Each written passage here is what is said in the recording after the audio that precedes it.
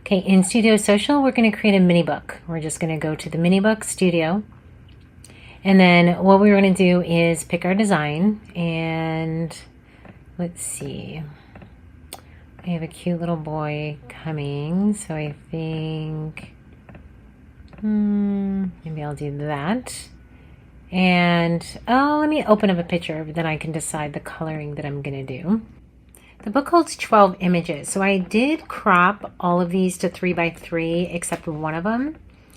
You don't have to do that, but I just felt like it would be much easier if I cropped them all. And so the biggest thing is remembering which one you put where. Okay, so now I have that. I think I want to change the background color. Let's see.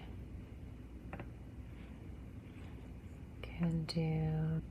The book holds 12 images, so I did crop all of these to 3x3 except one of them. You don't have to do that, but I just felt like it would be much easier if I cropped them all. And so the biggest thing is remembering which one you put where. Okay, so now I have that. I think I want to change the background color. Let's see. Can do.